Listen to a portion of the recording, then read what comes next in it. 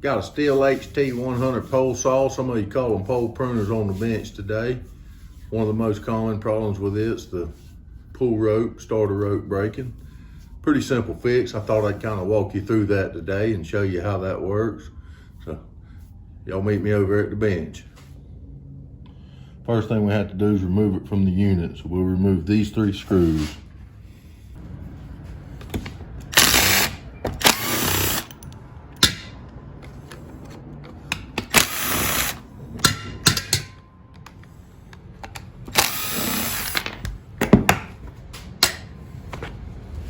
That's what you're looking at inside.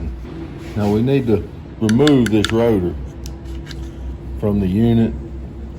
We'll do that by removing this clip.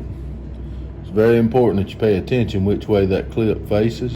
You notice how the pawl here, some people call them dogs, points this way. The point on that clip needs to face the same way, because when you pull it, that's what kicks that dog out. And that dog catches here, and that's what turns over the motor. You just pry underneath it like that, lift it up over the top.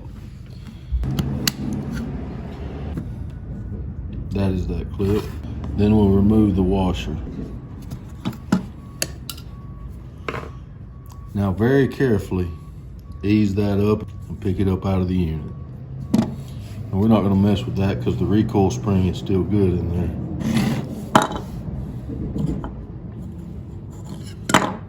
Well, you got it apart.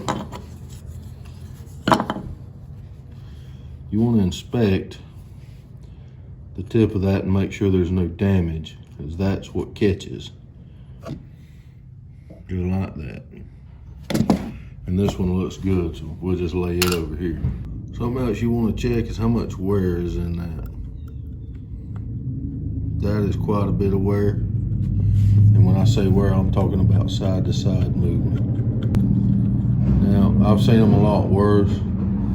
If you were a homeowner, I would go ahead and change that while you're in there.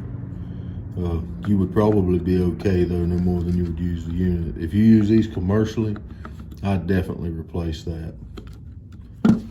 On this particular unit, we're not gonna replace it, but that is something to watch for. Get you approximately 3 foot of pull rope. I'm using 3 millimeter here. It'll tremendously help if you'll burn the ends of this rope. That'll help you be able to keep it together when you put it in the rotor. Now if you take that rotor and look in here where the rope wraps, you'll see a hole. You want to feed the tip of that rope into that hole. You may have to use a screwdriver to push it, but it's going to come out right there. You see that? You want to get it completely out. Sometimes it'll go on its own. Sometimes I have to reach down in there with a pair of needle nose. Sometimes I just take a screwdriver and reach in there, pull it out. Now, everywhere you look, you'll see people with different knots, fancy knots, whatever. Choose what you want. I've always used a basic knot. Never had any problem with that. Cinch it down. Now what you want to do here is make sure you're wrapping your rope the right way. Now to do that, just picture, we know the rope comes through here. That's where you pull it. So look at that. If you wrap the rope this way,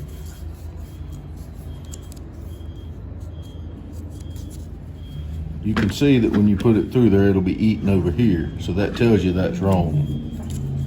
So we're gonna go the opposite way, which is gonna be counterclockwise. When you're looking at the face where the pawl, when you see the face where the pawl goes. Just wrap your rope up as much as you can. Now you want to take the tip of that rope, go ahead and feed it through your hole. Lay this over. Now this case it went straight down, but sometimes it won't, it'll sit like that. Just gently wiggle it, some slide down easier than others. At this point, I like to go ahead and put my pawl back in. tit facing up. Lay your washer on the unit. And here, remember what we talked about. Nose pointing toward nose of the pole. Now you want to be sure that that tit is inside of here. So I just lay it over. Boom. Now give it a gentle tug and make sure that this kicks out on its own. And it does. Before we go any further next, we'll go ahead and put our rope into our handle. Same way here, there's all kind of fancy knots. Now here I just generally tie a double knot and cinch it down. Just make sure it's cinched down, that's the key. So that you know it don't work loose. Now comes the tricky part. You see that groove? There's a purpose in that groove. What you want to do is pull that handle out a little bit, hold your finger on that rotor, take you a screwdriver or something like that while you don't let that rotor spin, and make sure that that groove is over here where it comes out of your pull rope. Pull it up and lock it into that groove. And then while you hold it, you want tension. I like to generally start with about 2 wraps.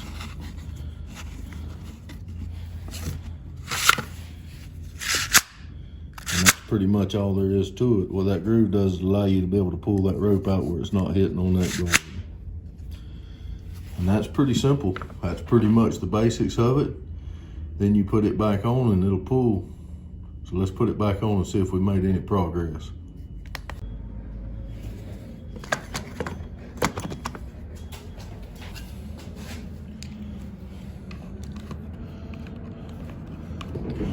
You may notice in most of my videos that I disassemble with a little Milwaukee 12-volt drill.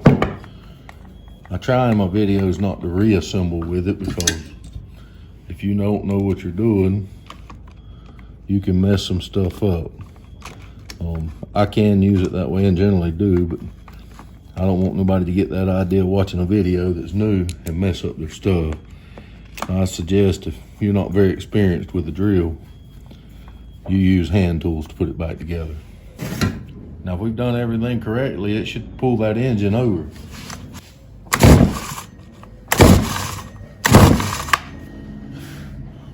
And it does. So now we got to go through this unit since it's been set and figure out why it won't run too. But that pretty much covers that principle. Thank y'all for joining me.